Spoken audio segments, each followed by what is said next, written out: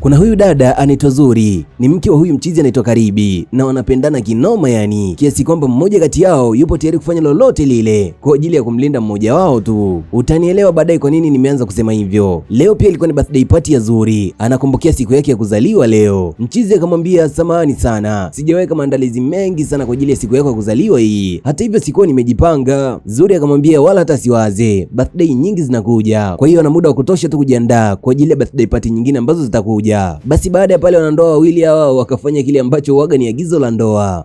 Hii inaitwa Blind Fury, ni rikapu moja bomba kishenzi. Ni love story iliyobeba uvumilivu mkubwa sana kwenye ndoa na uvumilivu kwenye mahusiano. Kuwa na mimi kutoka sekunde ya mwanzo hadi sekunde ya mwisho kabisa ya movie hii. Ila kabla tujaendelea mbele zaidi, make sure tayari umesubscribe na kugusa alama ya kengele ili muda wote kupata burudani za Mswahili. Utakuwa na storyteller wako Nite Clay Mswahili. Baada ya hapo wote wakawa wamekula pamba fresh na nini kwa ajili ya kuondoka kwenda zao kwa party sasa. Lakini kabla ya kuondoka, Zuri anazishuka ngazi pale, anashangaa kumepambwa kishenzi yani. Akauliza kuna nini kwani? Mchizi akamwambia si chochote, wewe njoo huko. Akamwambia hapana bwana, wala hata sikuamini. Jamaa akamwambia zishuke ngazi. Basi ile wakati anashuka ngazi pale, marafiki zake Karibi, marafiki zake yeye mwenyewe, mpaka ndugu zake Karibi wamekuja kwa ajili ya kumuishi happy birthday. Hii ilikuwa ni moja kati ya surprise kubwa sana upande wake, maana mchizi alimdanganya eti hajajiandaa, lakini alikuwa kajiandaa vizuri kweli kwa ajili ya kumfurahisha mke wake. Baada ya hapo akamwacha mpenzi wake kwenye pari, akaingia maeneo ya jikoni. Huko alikuwepo ndugu yake huyu anaitwa Woye, ndio alikuwa anafanya mamchakato ya misosi hapo na nini kwa ajili ya watu kula. Akamuuliza una uhakika watu waga wanaanza kula chakula baadaye ndio inafuatia keki? Woye akamwambia nimetangulia mimi wa kwanza duniani, kwa hiyo kila kitu nakijua, wala hata usio na wasiwasi. Mchizi akasema ni sawa, nashukuru sana kwa hili. Woye akamwambia ni bora kashukuru, maana huyo mwanamke wako huaga kabisa tupatani. Nimefanya hivi kwa heshima yako tu, la sivyo ningeendelea na shughuli zangu huko. Baada ya mchizi kutoa maelekezo mengi jikoni pale, akaelekea zake mpaka kwenye pari sasa, naye akamimina kinywaji akaanza kunywa. Katika pati siku zote huaga kuna kujuana, kutambulishana na nini kwa ajili ya kujuana na watu wapya zaidi. Kuna huyu dada mmoja alikuwa kasimama na Karibi, wanapiga story pale, na huyu dada kazidisha mazoea sana kweli, mpaka kaanza kumshika mchizi mikono pale kama anampapasa vile. Alafu baya ni kwamba Zuri akaona kule, akajiuliza huyo anajikuta nani haswa, anamshikaje mpenzi wake kama hivyo. Akashindwa kuendelea na ile mambo alikuwa anafanya kule, hatimaye akasogea mpaka pale. Kwanza akampush ule mkono, unafanya nini hapo? Mchizi akamwambia kuwa mpole, na anamwambia kuwa mpole kwa sababu anamjua vizuri sana mpenzi wake, ni mtu wa hasira na wivu mkubwa kinoma yani. Akauliza huyu mshenzi ni nani? Jamaa akamjibu huyu anaitwa Kristi, ni rafiki wa Woye ndugu yangu. Akasema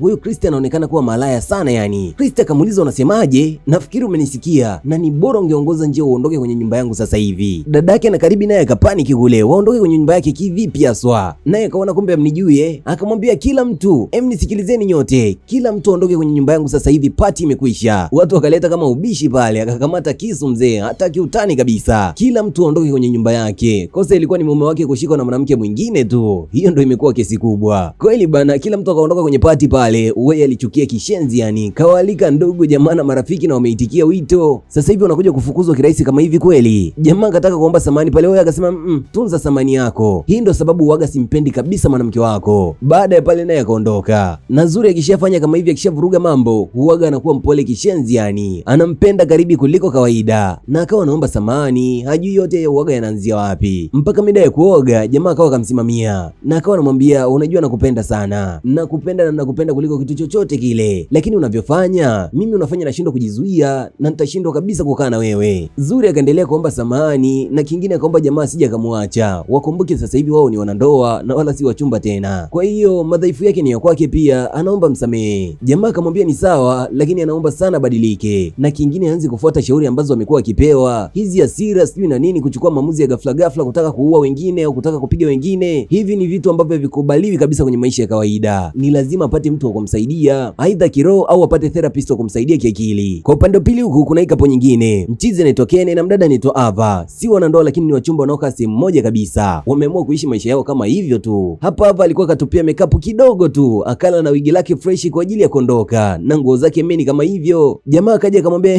naona umejipaka makeup nyingi sana yani, kwa hiyo naomba uipunguze. Akasema wala sio makeup nyingi, kajipaka poda ya kawaida kabisa ambayo watoto huaga wanapaka. Jamaa akasema sitoshangaa kwa nini bosi wako atakuwa anakutamani, ni kwa sababu utakuwa unavutia sana kwa ofisini, unavaa nguo mini, unavaa mawigi, unajipaka makeup, sihitaji kabisa hivyo vitu. Na kabla tujaondoka hapa, hakikisha umefanya kila nilichokwambia, toa toa makeup, utoe na ile wigi, na kingine utafute nguo ndefu ya kukustiri. Mpaka hapo mwenyewe akabaki anashangaa, maana nguo na kutamanika vimeanzia wapi tena? Na kama nguo mbona hata zimchori mambo yake, ni nguo za kawaida kabisa yani. Anyway, ni mpenzi wake, kwa hiyo ni lazima tu kumsikiliza. Tukirudi upande wa Zuri, yeye huwaga ni artisti, huwaga anachora picha na kuziuza bei mbaya sana kwa mtandaoni, na pengine kuwauzia matajiri wakubwa wa hapo Lagos. Sasa leo wakati akiwa anachora zake picha, akawa anawaza kuhusu ile swala lake, swala la kuwa na hasira nyingi, swala la kuchukua maamuzi bila kufikiria mara mbili. Akahisi ni muda sasa kwenda kuona wazee wa kiroho zaidi, wakwenda kumsaidia. Na wazee wa kiroho sijamaanisha upande wa dini, bali wale wazee ambao huwaga wanaongea na mizimu. Kwa hiyo ikambidi aende huko kweli, kama ambavyo watu huwaga wanamshauri. Kufika kwanza wakamlaza pale, wakaanza kumfunga miguu, wakaanza kumzunguka, wakachukua fagio mzee, walimkunguta kishenzi yani, eti ndio njia ya kumsaidia kutokana na tatizo lake hilo. Na wanaamini kabisa baada ya hapo basi atakwenda kurejea katika hali yake ya kawaida na hatakuwa tena na hasira za ovyo, na kingine atafikiria kabla ya kuchukua maamuzi. Alipigika kishenzi yani. Jioni yake mchizi ndo akawa anafanya kazi ya kumkanda mkewe sasa, na akawa anamwambia najua inauma, lakini inauma kwa faida yako kama itakusaidia, na nina imani kabisa itakusaidia. Naye akasema ni bora ikasaidia, maana kipigo alichochezea huko sio cha kawaida yani, mikono yote imevimba. Mchizi akawa anamkandakanda pale, kwa anampa maneno matamu, natamani wewe maumivu yangemishiwa kwangu, wewe ndio wewe unanikanda. Basi Zuri naye akawa anajisikia vizuri kishenzi yani. Jioni baada ya hapo kutoka mzigoni, alikuwa akachoka kishenzi yani, kwa hiyo alikuwa amejilalia hataki kitu chochote kile cha kumsumbua. Alafu akaja Kene mda huo naye anautaka tena, anautaka kwa lazima mzee. Akasema unaonaje hiyo sehemu ya chini kaniachia nikajienjoy nayo hapa kidogo. Hapa akamwambia hawezi, katoka kazini kachoka sana yani. Jamaa bado akawa na force tu. Hapa akasimama akamwambia baki na kitanda, nitaenda kulala sehemu ambayo najisikia amani. Anaenda zake living room huko. Jamaa akamwambia mrudi hapo malaya, umetoka wapi? Umechoka kiasi kwamba unashindwa kuniridhisha mimi mpenzi wako. Hapa naye akamuuliza umenihitaje? Yana inaitwa malaya kisa katoka kazini kachoka, kajipumzisha, leo hahitaji kufanya kitu chochote kile. Hiyo ndo sababu inamfanya jamaa muite malaya. Hapa akamwambia kwa sasa hivi amechoka sana, na kingine anaweza akachukua maamuzi yoyote yale, kama kuondoka au vipi, maana anahisi haya mahusiano hayana tena thamani baina yao. Upande wa pili huku Zuri leo kuna sehemu alikuwa anakwenda, kawasha gari yake fresh na nini, ilikuwa kidogo agongana na huyu mchizi mmoja mwenye gari yake kubwa hivi, wakaanza kutupiana maneno pale. Jamaa naye anamtupia maneno, Zuri naye anatupa maneno. Jamaa akawasha gari akamwambia nifuate basi. Zuri akaona kumbe unijui akawasha gari akamtinga mbele ya barabara pale, alafu akashuka akamfuata. Jamaa akamuuliza utafanya nini? Zuri acha aanze kumpiga. Kukuwa na majadiliano mengi mzee, alimkunguta kishenzi yani. Jamaa akataka kushuka akimbie sasa, maana huyu mwanamke ni kama kichaa vile, lakini kabla hajakimbia Zuri akarudi kwenye gari yake, akatafuta kitu kizito kwa ajili ya kuja kumkomesha zaidi. Baada ya kukipata akaja nacho pale, jamaa anapiga konga huyo, akapasua gari yake hapo hapo. Kesi ikafika mpaka kwa mumewe sasa. Karibi kapigiwa simu na afisa wa polisi, wanamtakaje kumchukua mpenzi wake kituo cha polisi baada ya kusababisha maafa mazito sana kwa mshikaji kule. Kweli bana, jamaa akaenda kumchukua kituo cha polisi. Waliporudi nyumbani wakiwa kwenye gari pale, jamaa akawa anamlalamikia kishenzi yani, na akawa anamwambia ni mambo gani sasa unafanya? Jana tumetoka kwa wazee wa kiroho, ina maana dawa uliopewa haijakusaidia hata kidogo, na kipigo cha mafagio ulichochezea siku ya jana kilikuwa cha bure tu, maana hujasaidika popote pale, ni kila siku unaanzisha mapya tu. Kwenye harusi haikuisha salama, ulianzisha varangati watu wakaondoka tena. Tulienda kwa dada yangu hatujakaa hata dakika moja, ukaanzisha varangati ukawatibua, kila mtu akakuchukia. Na bado nataka nikukumbushe siku chache tu nyuma hapa kwenye birthday party yako ulivyosababisha watu wakaondoka kwenye birthday party, watu wametenga muda wao wamekuja kukuona, lakini wewe hujali kabisa wala ufikiri kabla ya kutenda. Maskini Zuri akishafanyaga hivi anarudi kuomba tena samahani, maana hasira zikimpanda inakuwa ni kama hajielewi kabisa na anashindwa kabisa kujikontrol. Jamaa akasema ndicho alichonacho kila siku, kuomba samahani tu. Hivi unajua ni ngumu kiasi gani kupokea simu eti mwanamke wangu yupo kituo cha polisi kwa kupigana na mwanaume barabarani? Vipi kama yule mshikaji ulimpiga angekuwa anapigana na kila mtu? Amefanya maamuzi ya busara sana kukimbilia kituo cha polisi. Vipi kama angekupiga nikukute ni majeruhi, labda amekuua? Jamaa aliwaka kishenzi yani. Licha ya kuwa Zuri bado alikuwa anaomba samahani tu, lakini karibia kutaka kabisa kusikia samahani yake, maana ni kila siku amekuwa akitengeneza makosa, na jamaa anamvumilia, ni mke wake, anampenda kweli. Baada ile siku kupita, leo mchizi alikuwa akajituliza sehemu hivi, anapiga kinywaji hapo mdogo mdogo. Kwa nyuma yake ilikuwepo Ava, naye pia na mawazo yake ambayo yanamsumbua kichwani kwake. Akiwa katulia pale Ava, kuna mshikaji mmoja kaja pale, ni rasta fulani hivi, akajitambulisha kisha akaanza kumtongoza Ava. Ava akamwambia hitaji kusikia maneno yoyote yale, yupo busy kwa sasa hivi. Mchizi akamwambia najua na ninaelewa labda unataka nilipie kuhusu uzuri wako, nipo tayari kulipia naira 100,000 kwa ajili ya wewe kutoka na mimi tu. Ava bado akamwambia nipo busy na uone kama sihitaji kuongea na mtu yoyote yule. Jamaa akamwambia sawa, naelewa kuhusu yote, nitaongezea naira 100,000 iwe naira naira 200,000. Wakati huo Karibi naye anasikilizia jamaa linakataliwa, linataka kumfanya mwanamke wa watu kama malaya vile, eti kiasi kwamba mpe hela watoke kwa pamoja. Ava akaendelea kumkataa pale, lile jamaa likapandisha hasira. Karibi naye akaona ingilie, akamwambia wewe bwana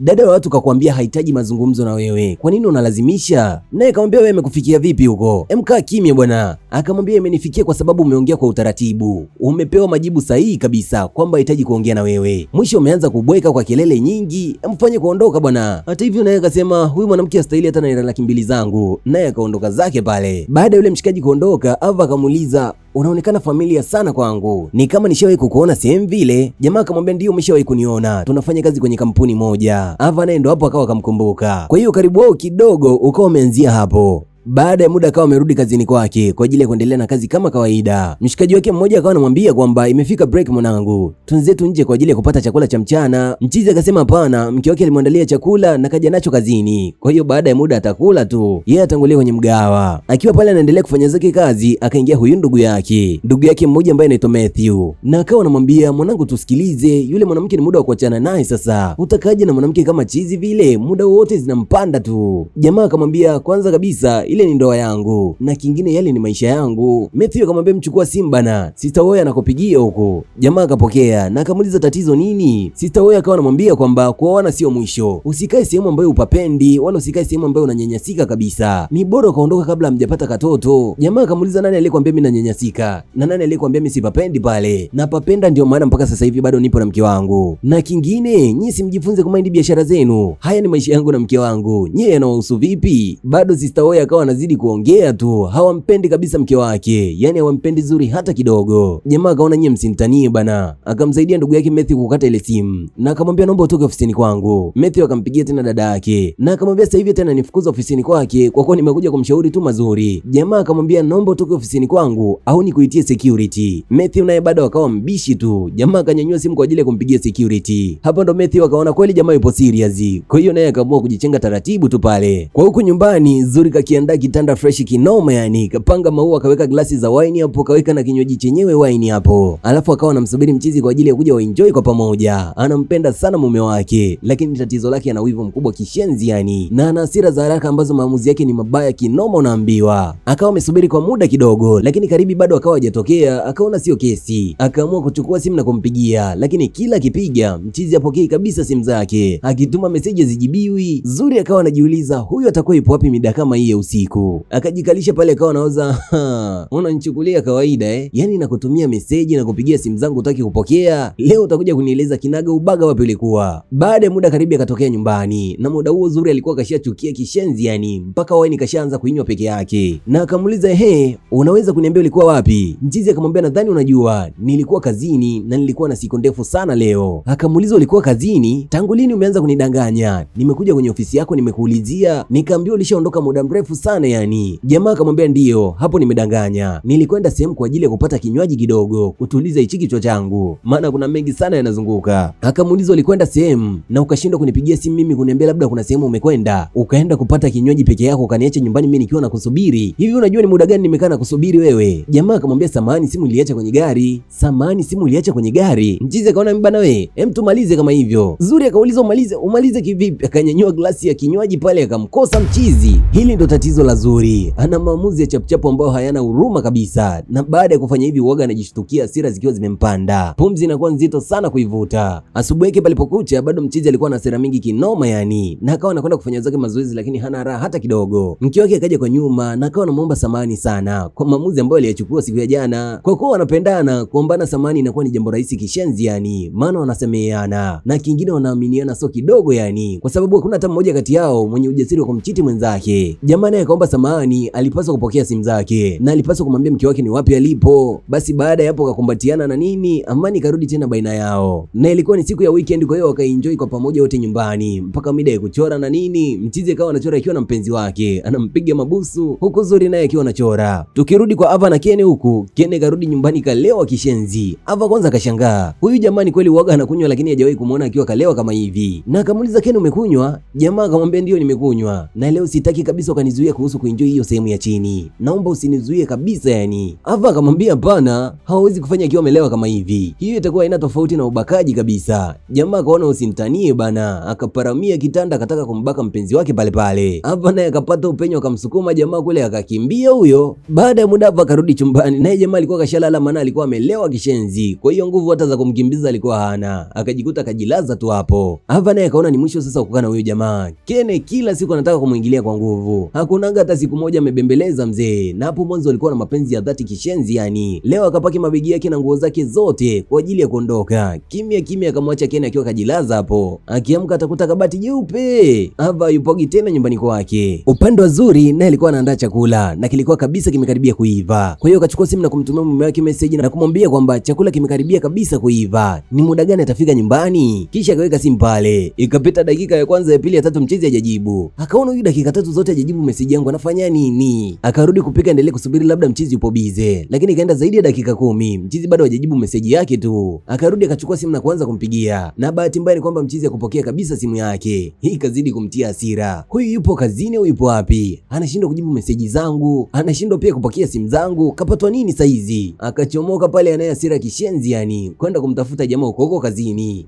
Upande wa pili kwa mchizi, na leo wamekutana tena sehemu ile ile ambayo walikutana mwanzo na Ava, na leo akawa wamepata muda wa kuongea kidogo, na akawa anamuuliza majeraha kwenye shingo yako ni nini? Ava akawa anasema si chochote. Mchizi akamuuliza je, ni boyfriend wako anahusika katika kukupiga hivi? Ava akasema ndio. Mchizi akamuuliza kwa nini sasa usimwache, unawezaje kukaa na mtu katili kama huyo? Ava anasema kipindi hicho walipendana sana yani, akaja mjini kwa ajili ya kutafuta kazi, na kama bahati nzuri akawa kapata kazi hiyo kweli. Kwa kuwa hakuwa na sehemu yoyote ile ya kukaa wala sehemu yoyote ile kufikia hapa mjini, ikambidi aanze kukaa na mpenzi wake. Hapo mwanzo mambo yalikuwa yanaenda poa na nini, mchizi alikuwa halewi kabisa, alikuwa anakunywa ndio, lakini alikuwa anakunywa kiasi kidogo kidogo hivi. Mchizi akaanza kubadilika, akaanza kuwa mlevi, hasira nyingi, wivu mwingi kama hivyo, na kwa wakati mwingine akawa anambaka kabisa, amejichokia zake kabisa, yupo kwenye mudi ya kufanya chochote kile. Mchizi alikuwa anamforce tu, na sasa hivi kaamua kuondoka. Jana yake tu kafungasha mabegi yake yote na kuondoka. Mchizi akamsikitikia sana kwa hilo, lakini wakawa wanagonga glasi tu pale, ile wamegonga glasi cheers tu hivi. Akatokea Zuri na akauliza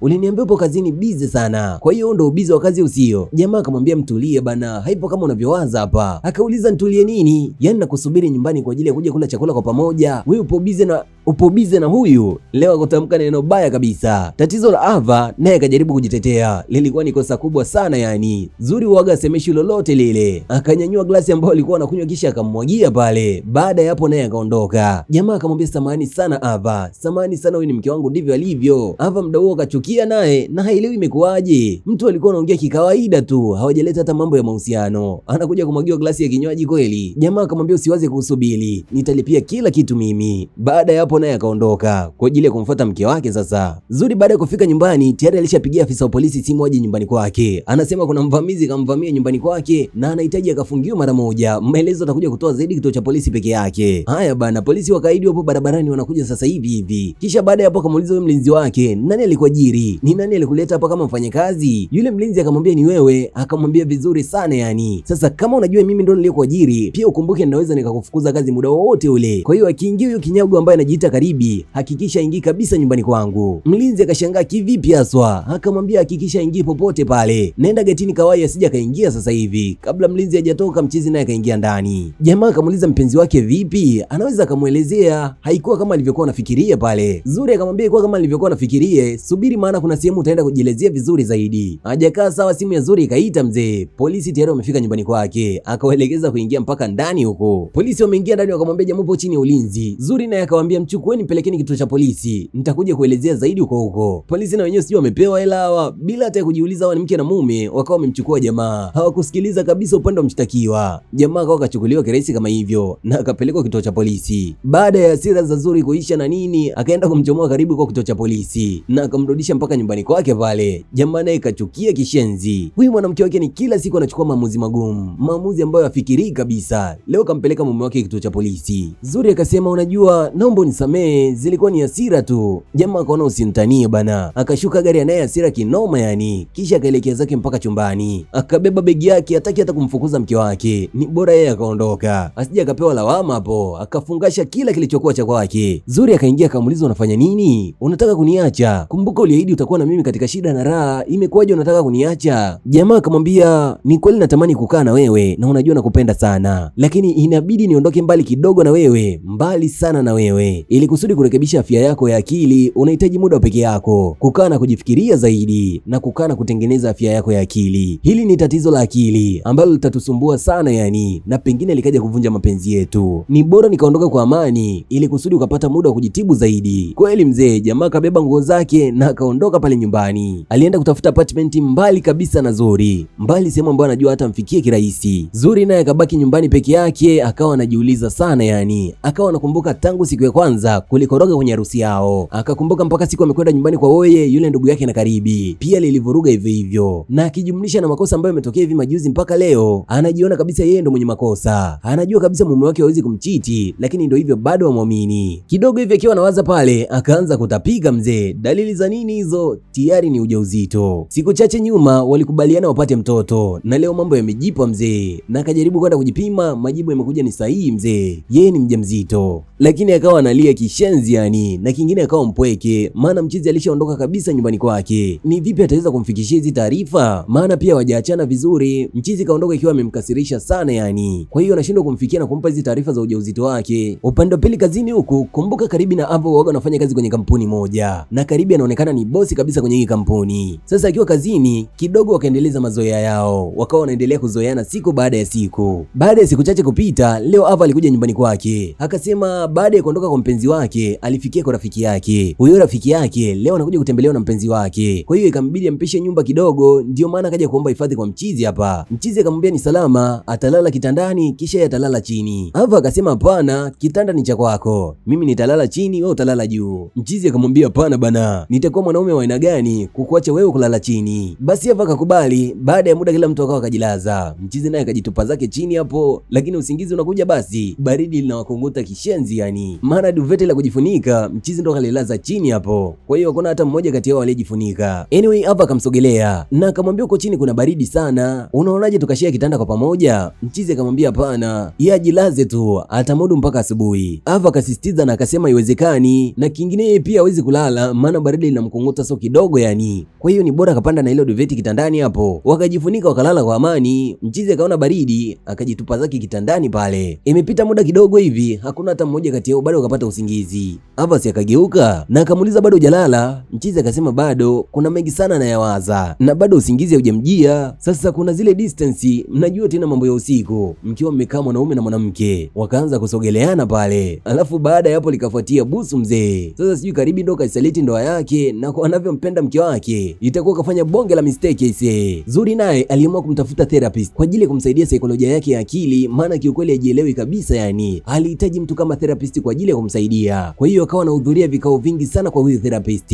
naye akawa anamsaidia kwa kiasi kikubwa sana yani, kuhusu kupunguza wivu sana na kupunguza hasira kali alizokuwa nazo, na kweli matokeo yakawa anajipa, maana akawa anafuata mwongozo wa yule therapist, awe busy sana na kazi zake na muda mwingi aiweke akili yake kuwa busy, asiruhusu kabisa hasira kukaa ndani yake. Kweli mzee akawa yupo busy sana na kazi yake, akawa anaandika oda zake kama kawaida. Upande wa pili kwa mchizi, naye akawa anawaza mengi kishenzi yani, anawaza ndugu zake wanamwambia achane na mke wake, ingali bado anampenda kishenzi yani, akawa anaangalia picha yake anajisikia vibaya tu, na akawa anatamani sana kurudi kwa mke wake, lakini anarudije bado hajapona. Akirudi ikiwa bado hajapona, huenda lile tatizo likakuwa zaidi na zaidi, kwa hiyo ni bora apone kwanza ndipo waweze kurudiana. Lakini hapa bado nina swali, je, usiku ule kilinuka kweli au alijikaza? Zuri akiwa anafanya kazi zake kama kawaida huku, ukumbuke kwa sasa hivi ni mjamzito, akawa anajisikia kama kichefuchefu vile, mara tumbo likaanza kumuuma hapo hapo na akashindwa kabisa kuvumilia. Kama bahati vile mchizi siku hiyo pia alikuwa amekuja nyumbani, alikuwa amekuja nyumbani kumjulia mke wake hali tu, akafika akaanza kumuita kila kona. Cha ajabu akawa anashangaa mke wake hayupo, ikabidi aingie ndani zaidi kumtafuta mke wake tu. Kufika anamkuta mke wake yupo bafuni na hali yake ni mbaya kishenzi yani, akamuuliza upo salama kweli? Zuri akamjibu yupo salama. Mchizi akamkokota pale pale kwa ajili ya kumpeleka hospitali. Baada ya muda kutoka hospitali wakarudi nyumbani na mchizi kashajua mke wake ni mjamzito. Ukumbuke Zuri akamwambia kutokana pia na hawakuachana vizuri. Zuri alikuwa akamkera jamaa kishenzi yani. Kwa hiyo alikosa namna ya kumwambia. Kwa hiyo mchizi akamuuliza tutarajie kupata mtoto hivi karibuni? Zuri akamjibu ndiyo. Je, umechukia? Karibi akasema hajachukia. Hizi ni habari njema sana upande wake. Zuri akamwambia kammisi kinoma yani. Siku inakuwa ndefu sana upande wake akifikiria eti mume wake yupo pamoja na yeye. Mchizi akamwambia nimekumisi pia. Ndio maana nimekuja nyumbani kukuona na kingine nipo tayari kabisa kumpokea mtoto kutoka kwako. Akamuuliza tena nasikia umeanza kwenda kwa therapy. Zuri akajibu ndiyo, anajaribu kwa kadiri ya uwezo wake ili kusudi kurudi kwenye hali yake ya kawaida, apunguze hasira nyingi, apunguze na wivu kupitiliza. Maana kitu kidogo tu hasira zinampanda na anachukua maamuzi ambayo si ya kawaida kabisa, maamuzi ambayo ni hatari. Mchizi akamwambia ni sawa na ninakusapoti sana katika hilo. Nimekuja leo si kwa ajili ya kuendelea kuishi kwa pamoja, bali nimekuja kukuona kuiridhisha nafsi yangu. Nimeshindwa kukaa mbali na wewe, kwa hiyo nimekuja kukuona kwa leo kama kuilisha nafsi yangu tu. Baada ya hapa mimi nitaondoka, na si kwamba naondoka kwamba nakuchukia, bali unahitaji muda wa kupona zaidi, unahitaji muda kidogo wa kuweka akili yako sawa. Basi wakati anaongea vile Zuri machozi yanamtoka kishenzi yani. Ni ukweli wanapendana kinoma yani. Zuri akamuuliza tena, je, umeshalala na Ava? Ni kama alikuwa anaona kila kitu kilichotokea. Jamaa akamwambia hapana na akaanza kumsimulia kila kitu. Ni kweli kuna siku alikuja nyumbani kwake na iliwabidi washie kitanda kimoja, lakini katika kushia kitanda pale mabusu yakafuatia. Kabla ya kuendelea zaidi, mchizi akasema kila alipokuwa akifunga macho alikuwa anaiona sura ya mke wake, kwa hiyo akashindwa kabisa kumsaliti na akamwelezea alihalisi Ava. Akamwelezea kila kitu kwamba yeye bado anampenda sana mke wake licha ya kuwa kwa sasa hivi hayupo tena nyumbani kwake. Ava alimwelewa na akasema hakuna tatizo kabisa, ana imani hata ipo siku atapata mtu ambaye anampenda kinoma yani, na mtu ambaye atakuwa na hofu ya kumpoteza kama ilivyo kwa yeye na mke wake tu. Jamaa akamwelewa na usiku ule walilala kwa usalama kabisa, wala hakuna jambo lolote lile ambalo lilitokea kama ambavyo sisi tulikuwa tunawaza. Baada ya jamaa kumsimulia kama hivyo, aliendelea kumwambia tu hawezi kukaa naye kwa pamoja, ni lazima aondoke ili kusudi apate muda wa kuirekebisha akili yake. Kweli jamaa akaondoka, siku zikao zinazidi kusonga na nini. Zuri naye akawa anazidi kuhudhuria sana kwa therapy kwa ajili ya kuiweka saikolojia yake ya akili sawa. Leo Oye alikutana na ndugu yake na uwezi amini, kwa mara ya kwanza kabisa Oye anamtetea Zuri, anamwambia ni kweli sisi mwanzo ndo tulikuwa tunakushauri uachane na mwanamke wako, lakini tumegundua ni mwanamke anayekupenda sana yani, ni mwanamke ambaye hayupo tayari leo wala kesho kukupoteza. Uwezi amini, kwa sasa hivi ni mtu mwingine kabisa na kabadilika kwa kiasi kikubwa sana yani. Unajua kabisa waga simpendi Zuri, lakini kwa sehemu aliyofikia sasa hivi unahitaji kabisa kumsamehe mke wako. Jamaa akasema atafikiria kuhusu hilo na bado hajajua kama ni muda sahihi wa kurudi kwa mke wake au aendelee kuvuta muda zaidi, maana yeye pia inamuuma kishenzi yani kukaa mbali na mke wake. Basi bana, kutoka pale wakawa wanatumiana zawadi kila siku kama kunogesha mapenzi yao tu, na kuwasiliana ikawa ni kwenye simu ili kusudi kuweka ule ukaribu. Si mnajua tena mkiwa mbali afu mkashindwa kuwasiliana, kuna namna fulani hivi mapenzi yanakufaga. Kwa hiyo kuwasiliana ikawa ni kwa wingi kinoma yani, wakawa wanawasiliana daily, kutumiana zawadi za hapa na pale, na siku so nyingi wakawa wamepanga date kwa ajili ya kuonana. Mchizi alitangulia mapema sana, walipanga kukutana saa 5, lakini mchizi saa 3 kamili alikuwa kashafika sehemu husika, na upande wa Zuri naye pia alishafika sehemu husika mapema kinoma yani. Mchizi akamuuliza, nilikubaliana na wewe kukutana hapa saa 5 kamili, imekuwaje saa 3 umeshafika? Akasema ameona hawai tu, maana kutaka kabisa kuchelewa hata sekunde moja kwa ajili ya kumuona mume wake. Alipanga hawai na kumsubiri mchizi hapa hapa. Jamaa naye akamwambia na kikao kingine hapa sasa hivi. Zuri akasema hakuna tatizo, atamsubiri akishamaliza kikao chake, haijalishi na kikao na nani, ila baada ya kumaliza kikao chake basi na wenyewe wataingia kwenye date ambayo walikubaliana kuonana. Ile Zuri anaondoka, jamaa akamwambia subiri, sina mkutano wowote ule hapa, bali pia niliwahi kwa ajili yako ili kusudi nisipoteze hata sekunde moja ya kukuona. Na wote wakaambizana wamemisiana kishenzi yani. Jamaa akasimama pale na akamwambia samahani sana, niliondoka kwako, sikupaswa kuondoka, tulipaswa kupigana ili kwa pamoja, lakini kidogo imesaidia. Zuri naye upande wake akaomba samahani, hasira zake wivu uliopitiliza ilikuwa kidogo ivunje ndoa yao, kisa matatizo madogo madogo tu ambayo mengine yanaelezeka kabisa, lakini upande wake kutaka kusikiliza. Ndipo mchizi alipoamua kuondoka. Jamaa akaidi hataondoka tena, na sasa hivi ana uhakika saikolojia ya kile mke wake itakuwa ipo sawa kabisa, na kingine kamsamehe kwa yote, naye pia anaomba msamehe. Wakaidiana pale wataishi kwa pamoja kwenye shida na raha, haijalishi kwenye uchizi, haijalishi kwenye utimamu, bali watapendana daima. Na kingine wakapeana kombato pale, ahadi nyingi za kumlea huyo kijacho ambaye atakuja siku za hivi karibuni. Baada ya hapo wakakumbatiana na nini, likafuatia busu zito kishenzi yani.